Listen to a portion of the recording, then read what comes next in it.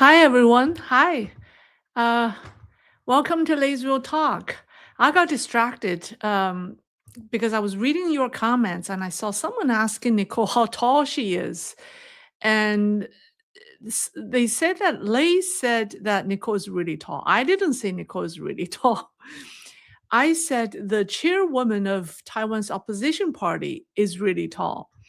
And she was in Beijing meeting with Xi Jinping, and the two look almost like identical in height. And so the Chinese are really asking how tall is Xi Jinping?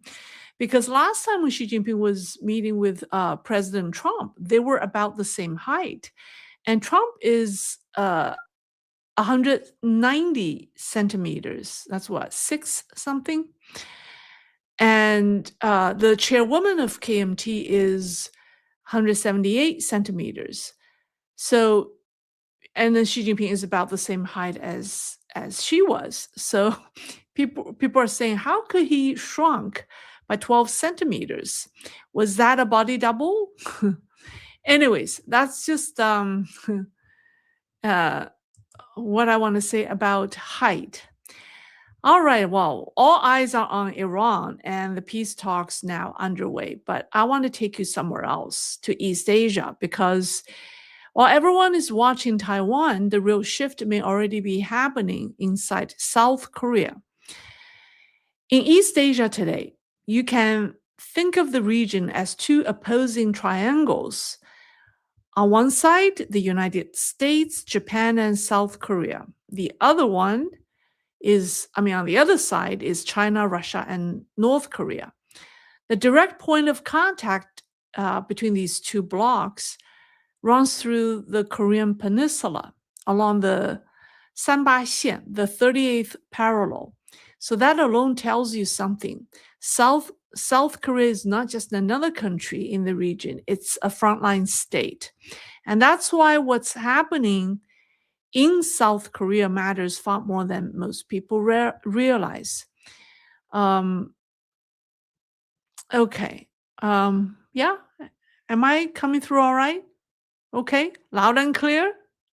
Okay. Good. All right. So we'll talk about South Korea. This is my assessment. Among the democratic countries in Asia, South Korea is the one closest to China physically, and it is, in my opinion, one of the most deeply penetrated by CCP influence. In some ways, the situation there is even more concerning than in Japan or even Taiwan. Now, Taiwan's situation is serious, but Taiwan has lived under decades of direct threat from Beijing. Military threat, political coercion, constant intimidation. And over time, that pressure has created something important, awareness. And there's the awareness has already become a kind of building defense. And that level of public awareness does not exist in South Korea. And that difference matters. So let's talk about South Korea. It's economically tied or dependent on China. And politically, many leaders have long preferred to avoid direct confrontation with Beijing. This has to do with the historical position that the Korean Peninsula has played. The Koreans survived by navigating between major powers. What is this? All right. Sorry, I didn't mean this. So yeah, the Korean leaders always try to avoid direct confrontation with Beijing. And they navigate carefully between major powers and adjusting quickly to shift their positions. And you can still see that instinct today. Lee Jae-myung, how do you say this? Oh, where is he? There he is. There he is. He has openly stated that South Korea should not choose sides, not in a Taiwan Strait conflict, and not in US-China tensions. Which brings us to the key point. Everyone talks about CCP infiltration in Taiwan, but for the South Koreans, they need to realize that CCP's presence in their country may actually be deeper, broader, and in some ways more effective. And let me start with the human network. Now, in China's northeast, there's a large ethnic Korean population. And over the past decade, many of them have gone to South Korea to study and then stayed. Within this flow of people, the CCP has carried out extensive work, building influence networks and embedding itself at a very granular level. Let me just give you some numbers. South Korea has a population of about 51 million. Among them, roughly 972,000 are Chinese nationals.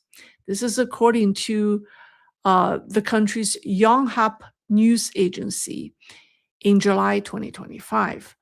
That means about 2 out of every 100 people you see in South Korea are Chinese nationals. And this is not a trivial number, especially when you consider the potential for organized political and social influence. And the trend is accelerating. So since 2006, that's 20 years ago, the number of Chinese with permanent residency and voting rights has grown rapidly. So let me give you some numbers, and so that you understand the trajectory.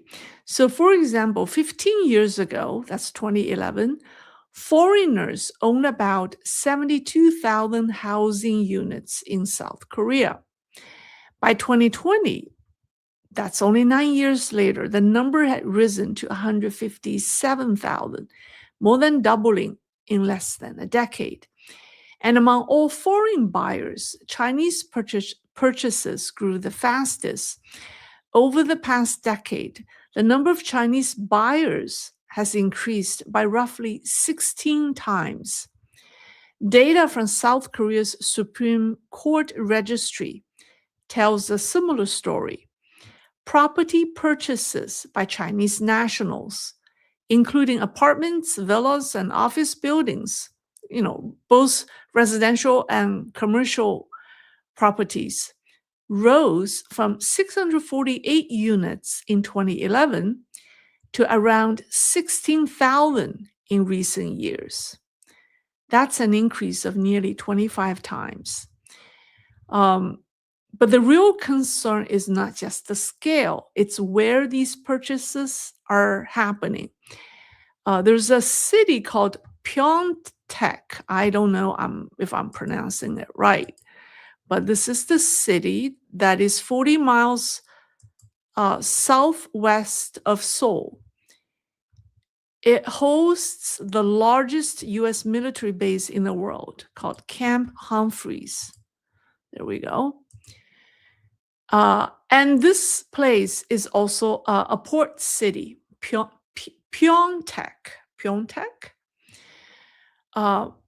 Now, the Chinese have been buying they have a big presence there. So if they continue to establish a bigger presence there, they're not just buying property, they're building footholds in a strategically critical location. And now let's look at Jeju Island. And there's a place called I hope I'm saying it, Gangjong Village. It's home to a South Korean naval base. And yet around the base, a significant number of properties have already been purchased by Chinese. Now, think about the implications. In areas where US and South Korean forces are building intelligence systems, nearby CCP-linked actors could potentially interfere, monitor, or even extract sensitive information. So what is driving all of this? Part of the answer lies in South Korea's own policy. In 2010, the government introduced the Real Estate Investment Immigration Program. Under this program, foreigners who invest in designated properties can obtain permanent residency, and the outcome is predictable. More than 90% of those who gained residency through this program are Chinese nationals. After holding permanent residency for 3 years, they gain voting rights, and the number of Chinese nationals eligible to vote has been rising rapidly. Now let's take a look at the political implications. For example, in the 2022 presidential election, about 44 million people voted. And Yoon Suk-yeol, I don't know how to say his name. There he is. He won by a margin of roughly only 250,000 votes.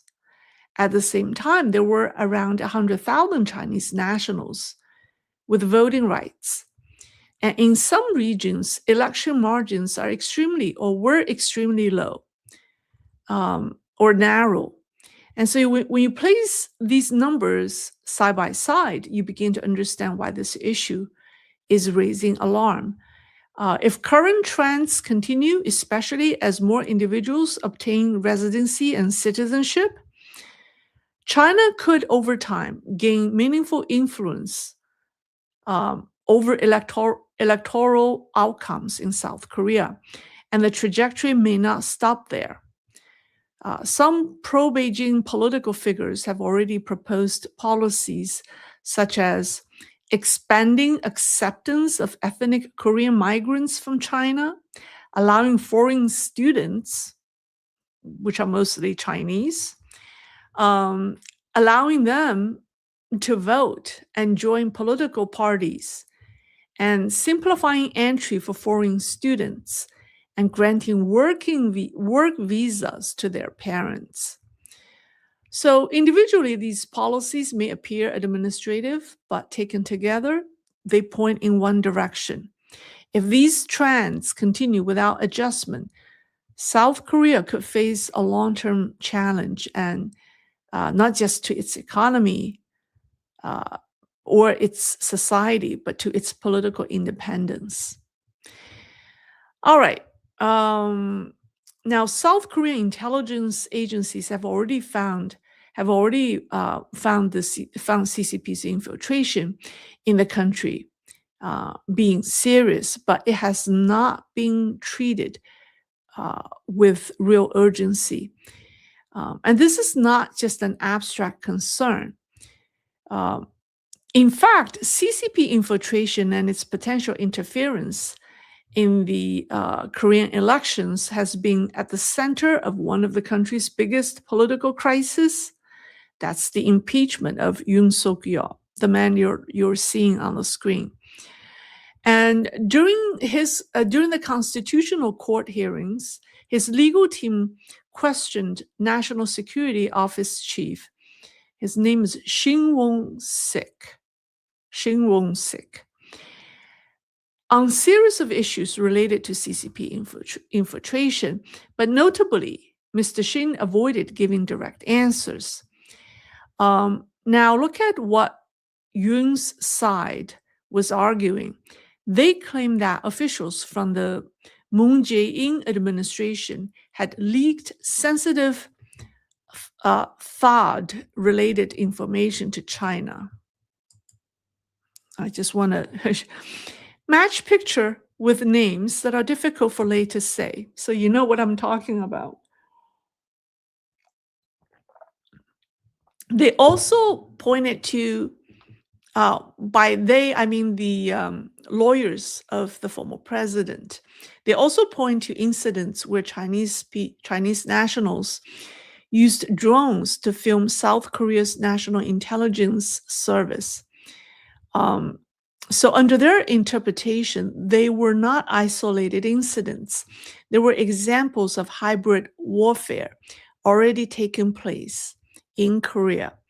And from that perspective, they made a much stronger claim that South Korea is already in a state of non-military warfare, which is why, in their view, the declaration of emergency martial law was not optional, but inevitable. Now, step back from the courtroom and look at what was happening on the ground. Just before the parliamentary elections, in late November 2023, the National Intelligence Service uncovered something significant. Two Chinese media-linked companies that are called Haimai and Haixun, Haimai, Haixun, had disguised themselves as South Korean media outlets and set up 38 fake websites. And these domains reposted Korean news content by mixed-in messaging that promoted pro-CCP narratives, pushed anti-US sentiment, and attempted to shape public opinion. And this wasn't happening in isolation. At the same time, online influence operations were escalating. By the end of that year, 2023, a South Korean report found that more than 50 suspected CCP-linked accounts had posted over 30,000 comments in just 3 months on major Korean platforms, news platforms. And the goal was to divide public opinion and weaken US-South Korea alliance. And if you zoom out even further, this pattern had already been identified earlier. In 2023, NIS, National Intelligence Services, publicly disclosed, not once, but twice, that Chinese propaganda-linked companies had impersonated Korean media organizations and operated around 200 fake news websites. So, you see, the influence doesn't just stop at news or online narratives. The CCP's I'm going to give you another example that shows that they try to move into culture by controlling media. They try to control the creative process of Korean's entertainment industry, and it moves into what people watch and what they believe. So there's an example: Tencent, the company that controls WeChat, invested 100 billion Korean won, which is about 700 million US dollars, into a company affiliated with the Korean TV broadcaster called JTBC. That's one of the main national TV broadcasters in South Korea. And so Tencent putting this kind of money into a company affiliated with the broadcaster, on paper, it's just an investment. But Tencent is no ordinary Chinese company. It's a company with close ties to the Chinese state. So the question becomes, if capital flows into media, does influence follow? And if it does, how is that influence used? Then came the controversies. 2 JTBC dramas, okay? One is called Beyond Evil, and the other is called Snowdrop, faced strong backlash. Now, Beyond Evil is adapted or was adapted from a Chinese novel, and with the goal of to soften the image of the CCP. And Snowdrop was accused of romanticizing North Korean spies.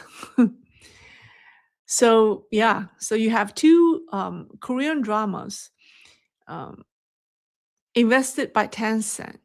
One is to glorify CCP's image, and the other is to romanticize North Korean spies. So when Tencent's investment became public, many in South Korea began to connect the dots. So they saw a pattern that financial access could become narrative warfare. And finally, the concern reaches the most sensitive layer of all, the electoral system itself.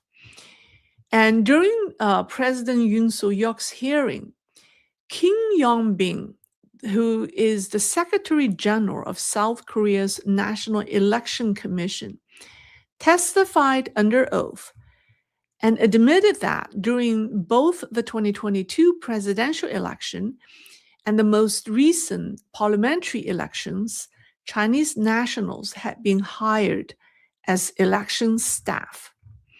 And in one district in Seoul, a Chinese citizen was directly involved in vote counting. And when asked whether similar cases existed elsewhere, his answer was simple. He did not know. So where does that leave us? South Korean intelligence agencies have already acknowledged that CCP infiltration is extensive, but there's a lack of hard evidence to justify arrests. There are legal barriers in South Korea to secure convictions. Similar problems exist in Taiwan and to some extent in Japan, because these countries do not have laws in place to handle adversaries because they didn't go through the Cold War like the US did. So this is this is a big loophole that exists in South Korea. So that creates a difficult reality. Even when the problem is recognized, it's not easy to fix or not easy to act. Because many of these activities start small, subtle, and then gradual. They're gradual and they're hard to detect.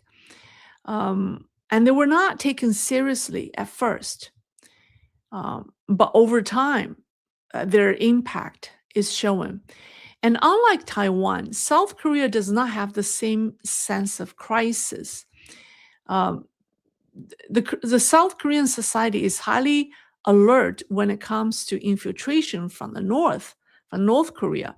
But when it comes to CCP-led influence operations, that level of vigilance has been much lower.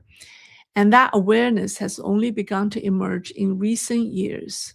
So let me give you actually three examples to show you what it's like on the ground. I'll show you a picture. Oh no, not this one, this one. So this happened in November last year. A video began circulating widely in South Korea.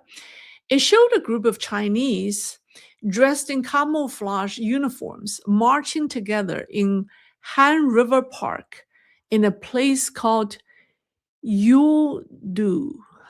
I hope I'm pronouncing it right. But it's a city right outside Seoul. This is the place.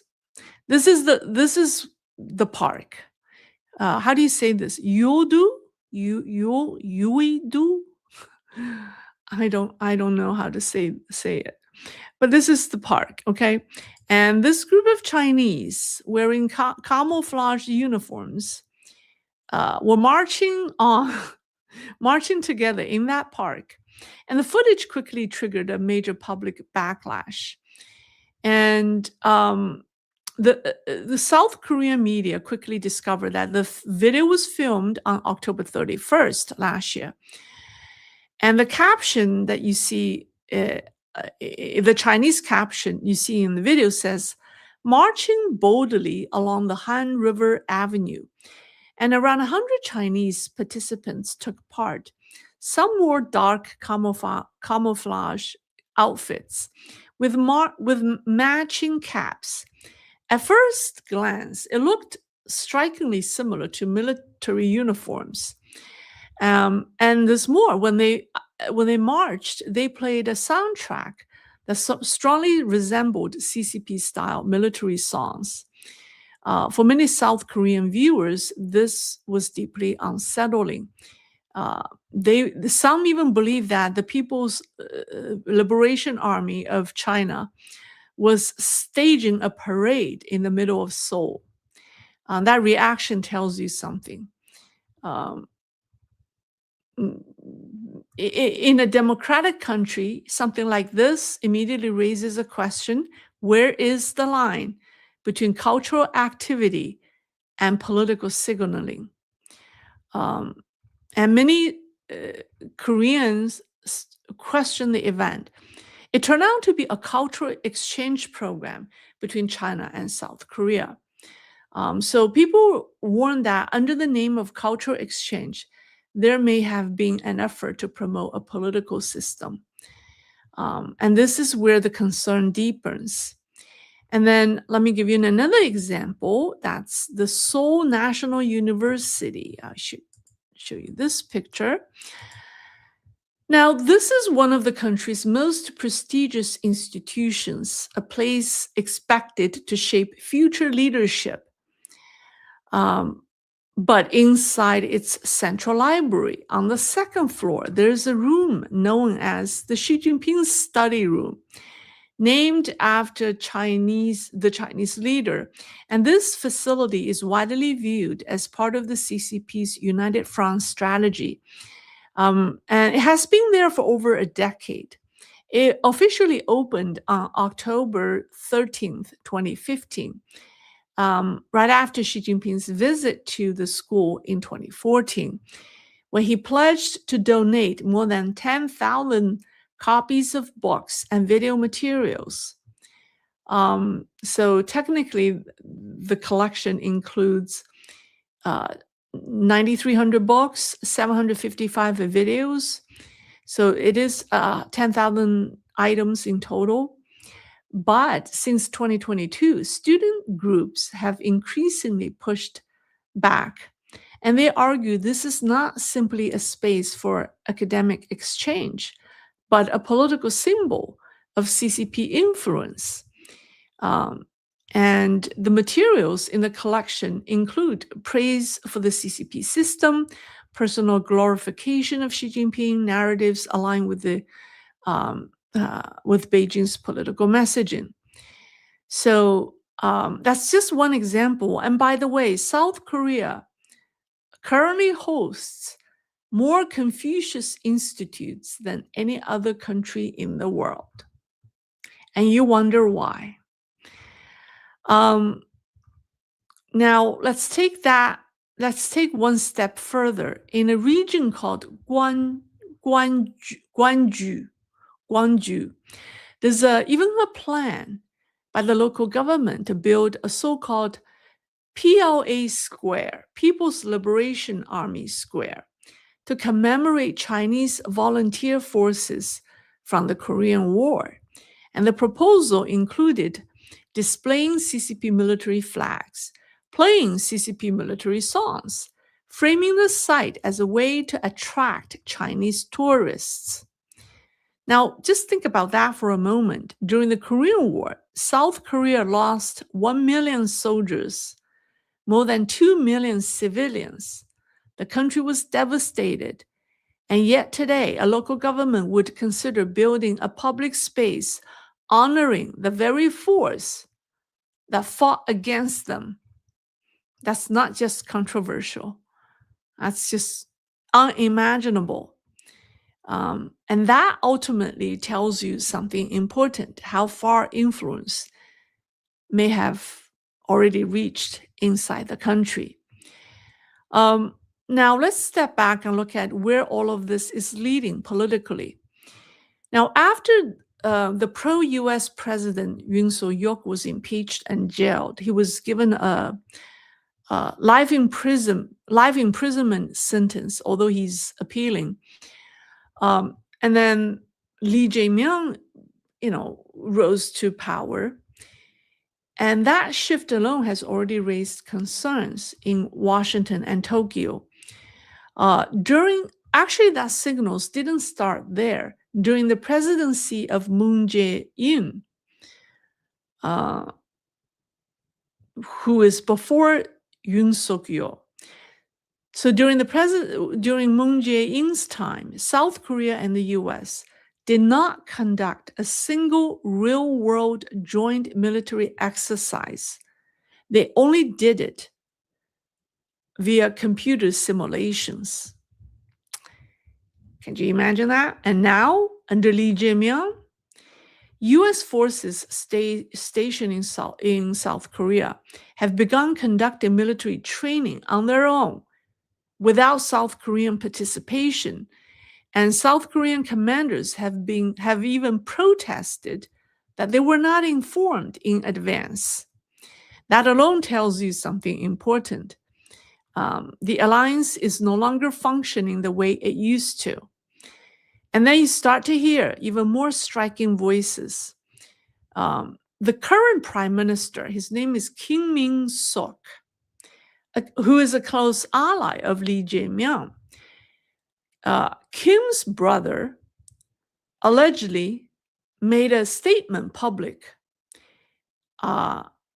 public. I mean, I think he posted something on social media, which said the greatest threat to South Korea's security today is the U.S. military presence.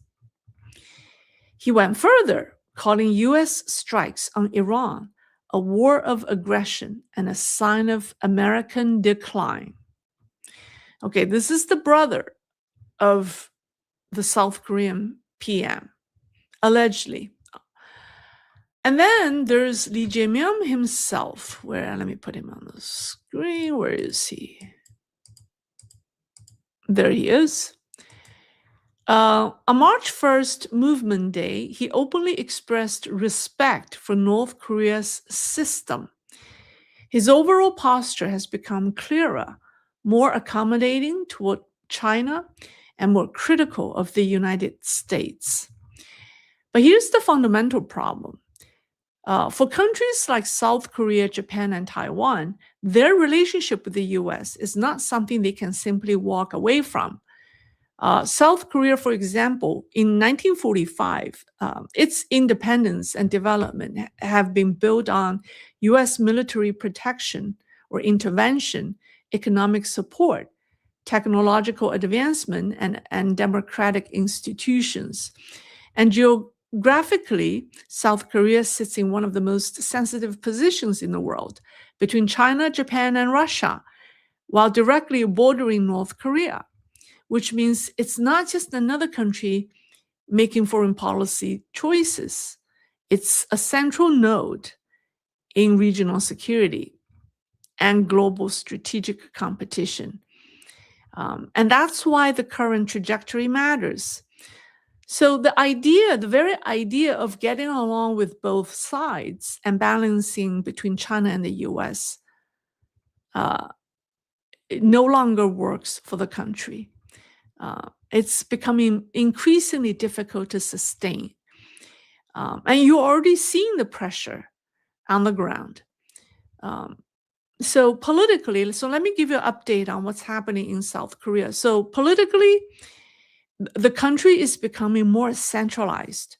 The ruling Democratic Party now holds both legislative and executive power, while the military's role appears to be expanding as well. So the political power is highly centralized in South Korea. At the same time, the US military presence in Korea is operating with increasing independence and a more assertive posture, backed by President Trump. And this creates a deeper structural tension. Now, there are three reasons why the US will not withdraw from South Korea. Number one is history, right? The U.S. paid a very high price to defend South Korea. Second is geography. It's in a critical strategic position.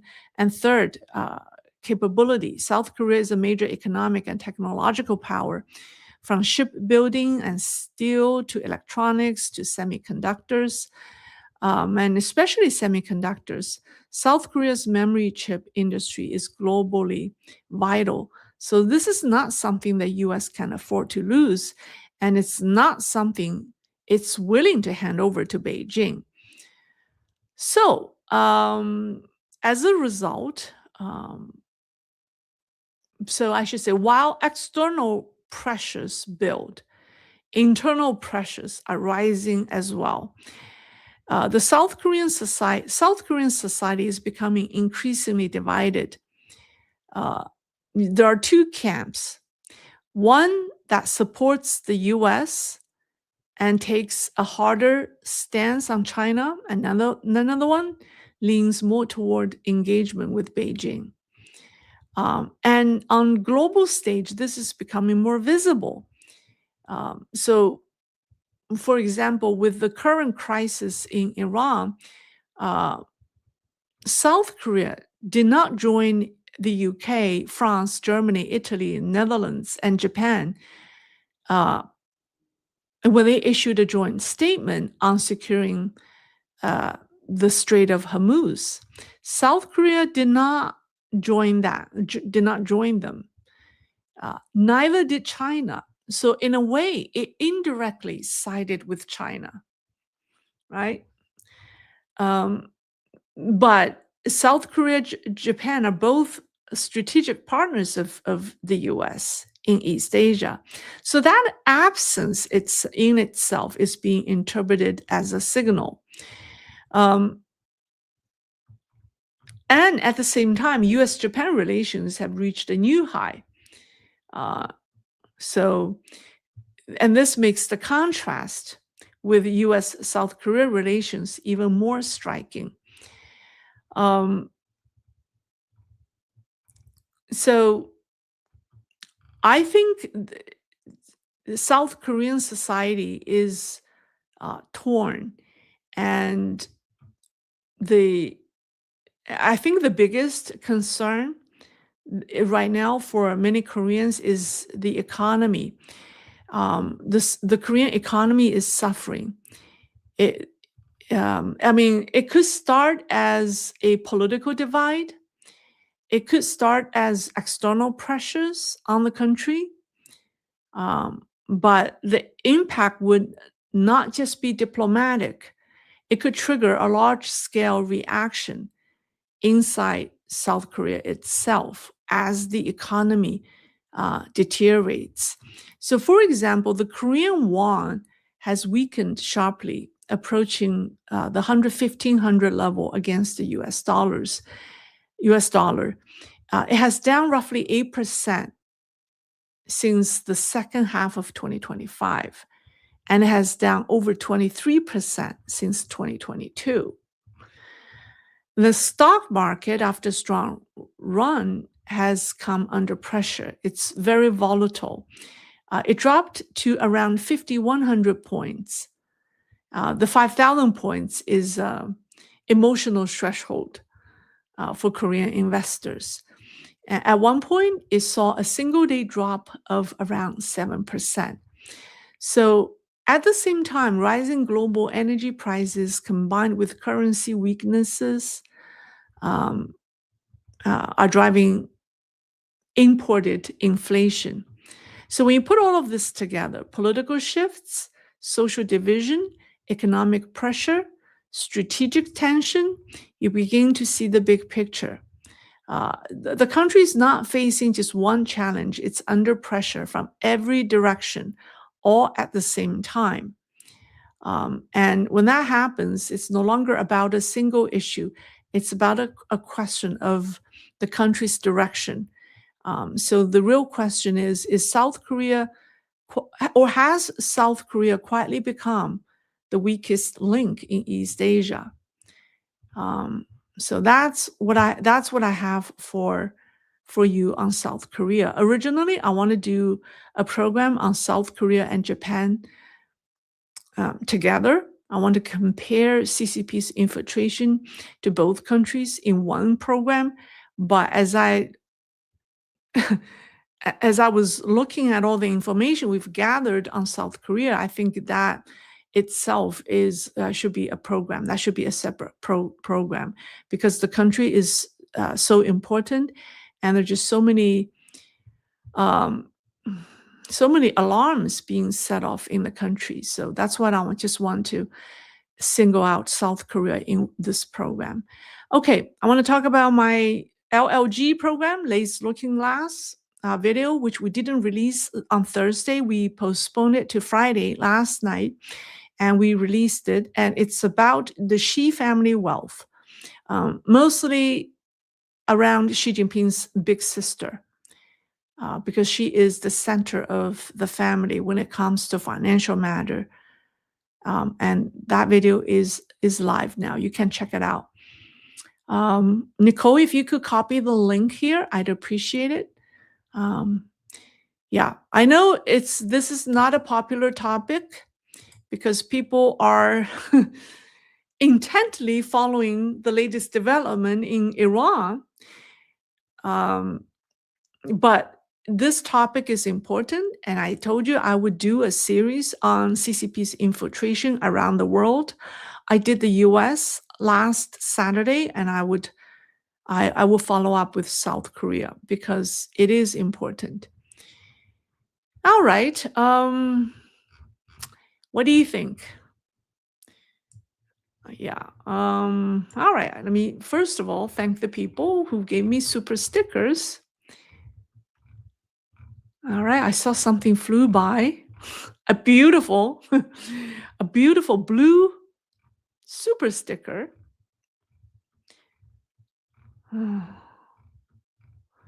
Where did it go?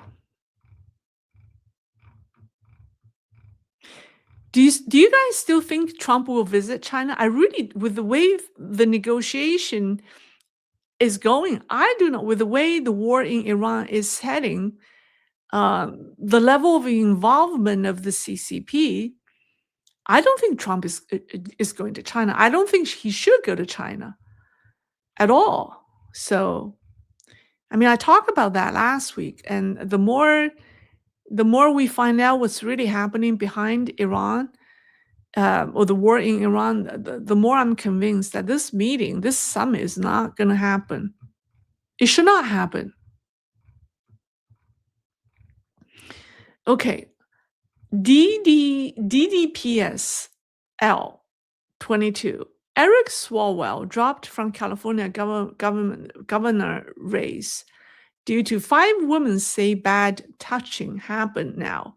His ex-Chinese girlfriend, Christine Fan, may be used to expel him from Congress. Any word from China? Thank you. There are a lot of discussions, I'm sure, yeah, there are a lot of discussions about Christine Fan. Her picture with Hu Xijing, the former chief editor of Global Times, surfaced on social media. I saw that a couple of times. So it seems that she's doing well. Oh, and she's wearing a wedding band on her finger. So it looks like she's married now. Yeah, that's maybe I'll share that. I'll find that picture and share that on X, so you can check it out. Aside from that, I have not heard anything. So, yeah. I think this is the price people pay when they are compromised by the CCP. All right. Well, thank you. Thank you for the support. Fan. Someone said that pronunciation was perfect. Which pronunciation? All right. Some Korean words. Yeah.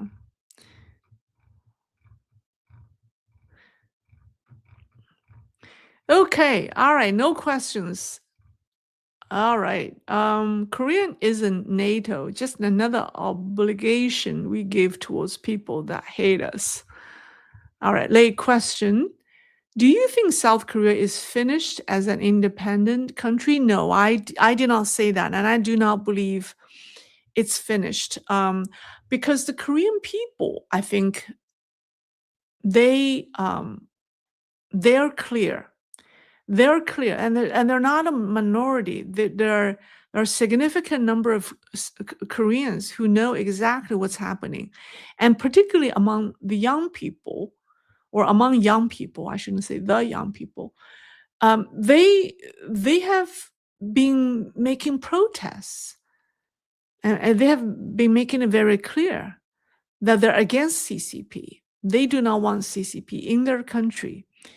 So I think as long as the people are aware, then there's hope. They're putting pressure on their politicians. So I don't think it's finished because people are very aware.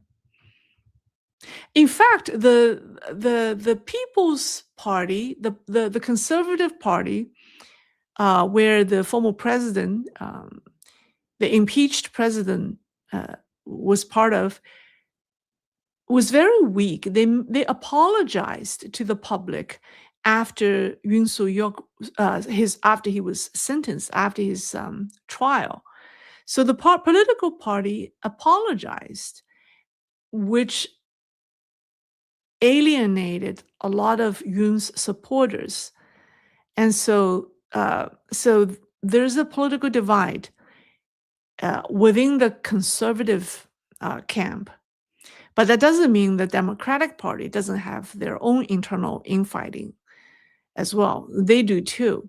So, I think that I heard people are discussing creating a new political party because they don't have any faith in the People's Party, in the People's Party of Korea. So that's what I saw. All right, let's see.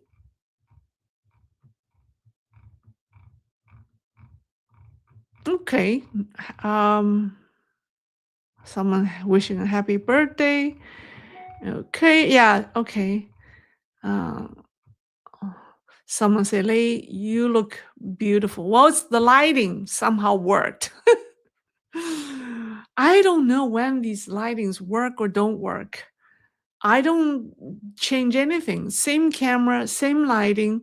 I think it has a temper of its own. It decides how it's going to do the lighting on me. So it's almost like a person. It's very powerful, this camera. It decides when to make me look good and when not. I have no idea. So anyways, it's fine. Yeah, so when the lighting is right, I look very nice. Good. Chewet Maddox. Well, thank you, Chewet. Am I saying it right? Okay, well, thank you very much. Lei does a great style. This is sailor style. All right. We have an interview tomorrow. Oh, yeah, by the way. Oh, I have an announcement to make. I almost forgot. So many of you have mentioned to me that Young Yakelik from the American Thought Leader or Leaders mentioned me, gave me a shout out in one of his interviews, one of his programs with a former CIA analyst. I got so many emails from you mentioning that. I also got a lot of emails from people suggesting that he should interview me. And I always say to them, well, you go tell him. You go tell him.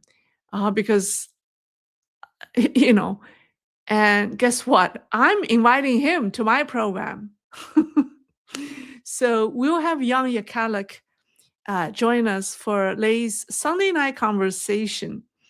And that should be interesting because I'm not going to wait for him to invite me. I'm inviting him. And he agreed.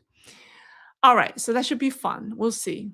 I do not believe he sees me as an American thought leader. Maybe he sees me as a Chinese thought leader. Maybe that's why. I'll ask him tomorrow. Anyways, Frank Na 4100. Like if the Three Gorges Dam, the Three Gorges Dam were to fail, catastrophe, I can't even say that word. Catastrophe or catastrophically due to earthquake or some other reason, could it precipitate a downfall of the regime? Yes, absolutely. Because the CCP did a simulation, a computer simulation, to understand the impact of the dam's fall. Basically, so many along the Yangtze River, so many cities, towns, and villages will be flooded. And when when the water finally reaches the sea at the end to Shanghai, that's where the Yangtze River goes into the ocean. Water level in Shanghai will rise a couple of meters. So that means Shanghai will be flooded, right? So, and you imagine that if that were to happen, not that it will not, I hope it will not, because it will kill so many people. If that happens, the regime will collapse. Well, thank you. I like this earring because it's dramatic. All right. Someone say, please, Lei get a new microphone. Sure is made in CCP via Mexico. Tell your assistant the non-CCP product. Well, what is not made in China nowadays? Can you tell me a microphone brand that is made in the US? I would love to try it.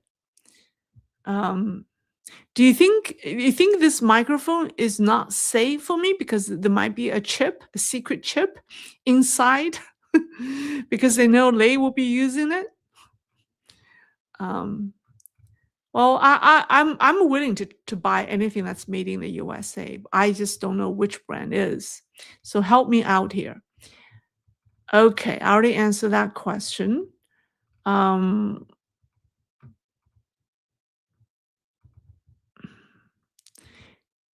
Someone said, okay, NZ Pretty. South Korea closeness to China is that's the is that the reason why North Korea blew up the train station between the north and the south and is moving more toward Russia? Is North Korea, Kim Jong-un modified the constitution to remove the blurb about unification with the South. And he even, yes, blew up the train station between the South, or the road between the South and the North. Why? It's because Kim Jong-un understands that unification, as long as his family rules North Korea, unification will never happen because the South is so much more wealthier than the North. If unification takes place, that means the South will overwhelm the North. The South will take over. There's no place for the North. The Kim family dynasty will soon end. He clearly understands that. So the only possibility for his family to rule indefinitely is by never mentioning unification. Yeah. If China and Taiwan, let's say, are the same size geographically, the CCP would not talk about unification either. Because Taiwan will be so much more powerful economically, militarily, and in every aspect. So they would just give up the idea of unification. That's the idea. He did that to protect his family's legacy to rule. Someone said, I don't think Trump should go to China, but I think he will. It's hard to say at this point.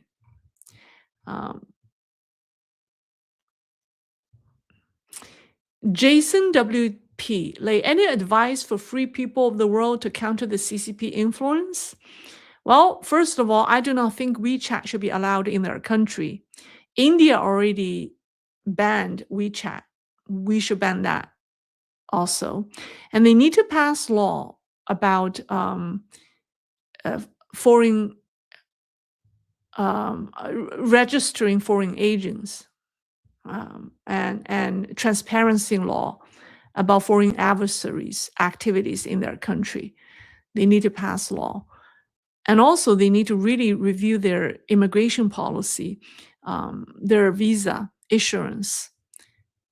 Yeah, all of that. Pretty much what the US is doing right now. Lei, any more information on the hacking of China computer systems? Oh, Xi Jinping is paranoid that it happened. I believe it was done with help from the inside, because hackers, it would take the hackers 6 months to download that much information. 10 petabyte. Someone tried to correct my pronunciation on that word. And all I remember is pita bread. Anyways, yeah. So it would take hackers a good part of a year to download that much data. So the belief is someone from the inside helped. And that, I think that also is the belief of the CCP leader. So they're trying to stop Chinese officials or key personnels from taking their cell phones into workplaces. Did you hear that? People have to leave their cell phones in cabinets or somewhere before entering their work area. That's the new rule that they're implementing in China as a result of this massive data leak. Yep. And also, they're developing technology to monitor devices that use VPN. VPN would be illegal in China, or it is already illegal in China. It was just that it's hard for them to catch who's using VPN. But now they're having, they have successfully developed technology that can monitor devices. So, yeah. Okay. The free account. Oh, well, thank you. If South Korea's brief flirtation with a freer economy and more dynamic stock market over for good? Is South Korea's brief flirtation with a freer economy and more dynamic stock market? No, I don't think. I think South Korea is still it's a very strong country. Koreans are very strong. It's a very strong nation. Koreans are fiery. They have fiery spirit. And so I think Korean people are going to defend their country, their democracy. So I do not believe, I think it's some of the politicians are corrupt, and some of the media personalities are corrupt. But the people, I think, are clear-headed, or a significant percentage of Korean people is clear-headed. So I think they will come back, but they will suffer some economic setback and political setback for a while. People are not giving up. All right. Lei got the Navy look. Yes. With everything happening in Hormuz Strait, I decided to put on a Navy look. How is that? We think about the Hormuz Strait. We hear about that a lot. I'm thinking about sailing now. All right. Okay, question from Odd Dude says, I love that name. If a revolutionary new government in South Korea suddenly seized all of Chinese investment properties, would Beijing do something in retaliation? A revolutionary new government. Wow.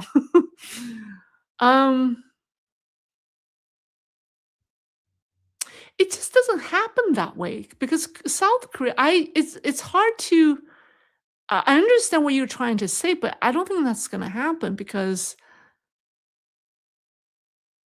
if a revolutionary new government does take place in South Korea, I would wonder if it's a very progressive CCP-ish government. But a rule-based government wouldn't suddenly seize all of Chinese investment properties, right? It, yeah, so it's hard to imagine. I think that argument doesn't exist. Um, if there's a new political party that wins, all the major elections, the parliamentary elections, the presidential election, and they want to restore their country back to normal, back to what it should be, it would take time. It wouldn't happen overnight. They wouldn't be able to seize all of Chinese investments overnight, because they will be law abiding and they have to follow the rules. So it would have to take place over some time. So yeah, that argument doesn't exist in my opinion. Okay. Brian Cobb, excellent topic. This problem of CCP infiltration is new to me. I think you should do more interviews. Your interview with Levi Rowdy is very good. Yes, I enjoy doing interviews. Doing interviews is easy for me. Some of my friends say that I'm a very good interviewer. They say actually that's some of my best skills, to engage people in interesting conversations and make it interesting and challenging, or challenge them a little bit.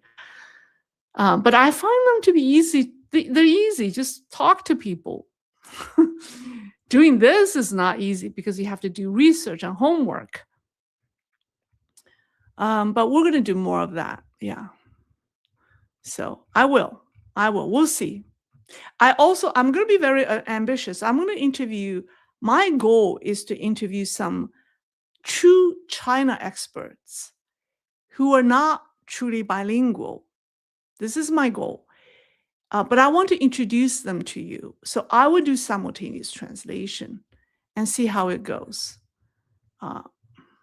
Let's see how I'm a little ambitious in that direction, but I'll see how we can make the program interesting, bridging two languages at the same time, on the same subject. Two languages, one interesting topic, and see if we could do it. All right. Jim Burns Jr. Lei, sorry I'm late. Did you discuss or have you heard the digital ID in South Korea was used to facilitate CCP takeover, but by denying access to services to those who don't support CCP? Yeah, I've heard about it. I did not mention that in my talk. Yeah, my talk is more about CCP's presence or influence in South Korea, not so much policy. Yeah, I didn't really focus on what the Lee Jae-myung government is doing, because I know it is disappointing to a lot of people, Koreans. There are a lot of people already talking about that, and that wasn't my focus. Although the piece of information is definitely relevant. This is Jay Litka. If a Chinese nationalist owns property in other countries, does the CCP have a tie to it? Thank you.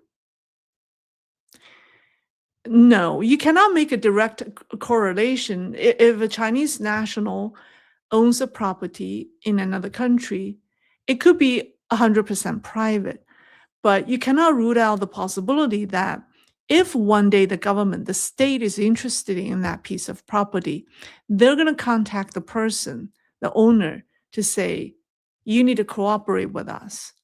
The state is interested in this property now. We want you to do this, XYZ, and you have to follow our orders.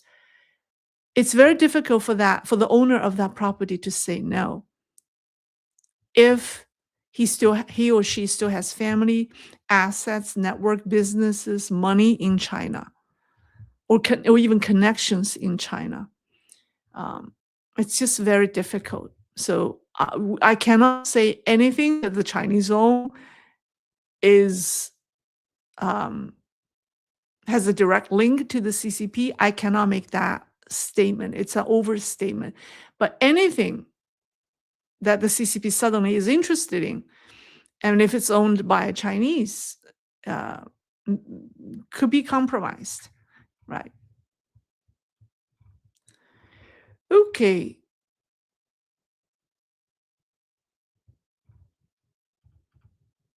Does the U.S. Jeffrey Stockwell, does the U.S. have restrictions on what properties Chinese can buy? Is the CCP strategy the same for the U.S.? It's the same for everyone, for every country. But I think the restriction, that's state law, right? Some states passed law to restrict, I think in Florida, Texas, they have passed law to restrict that. Or they have designated areas where the Chinese nationals cannot buy properties in, but a lot of states don't. Okay, I already discussed the digital ID. Thank you, Jim. Boycott China. The Chinese man buried in his Mercedes had an 888 license plate. I can't remember if sevens or eights are more luck. Thanks. The A's are the lucky number. Um, um, yeah, there's some Chinese are showing off wealth in death. So um, they buried with his Mercedes. But the A's are lucky numbers. Thank you. Thank you for your support. All right.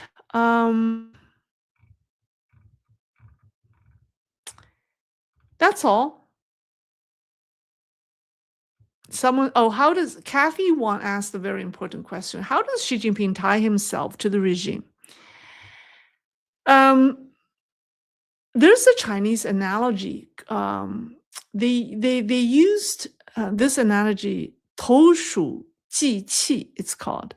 So what happens is, imagine you're trying to catch a mouse, but the mouse, to protect itself, it hides or hid in a bottle. So what do?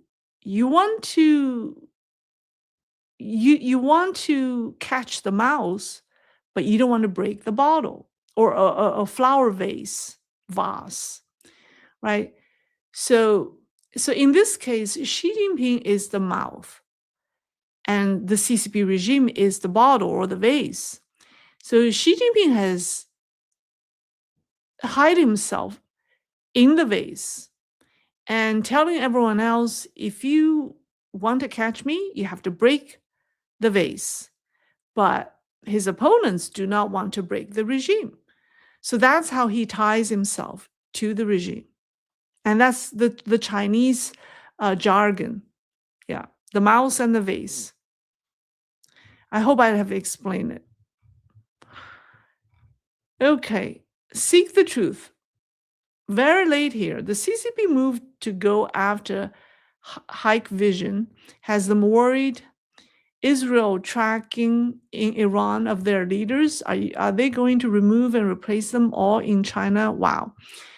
Yeah, Hike Vision makes the world's surveillance camera, right? They're the leader, but there are a number of other companies that make those devices as well. And because of the war in Iran, the CCP has ordered, I think, investigation into companies like Hike Vision, and up to 300 people have been taken away from the company to be investigated. They believe, or Xi Jinping believes, that there are American and Israeli spies working inside the company. And that's why they took away 300 people to find out.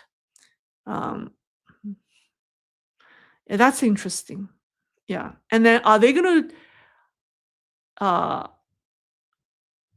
take down all the hundreds of millions of surveillance cameras across China? I doubt it. I doubt it. Yeah. Although there are some of them in Beijing, because they feared that those cameras are capturing the movement of these CCP leaders. So there are some of the cameras around Zhongnanhai or around downtown Beijing um, already removed. All right, that's all for tonight. I thank everyone for joining me. It's not a large audience, but we had a very important topic to cover. All right, I hope you enjoy the rest of your weekend, and I'll see you next week. All right, bye.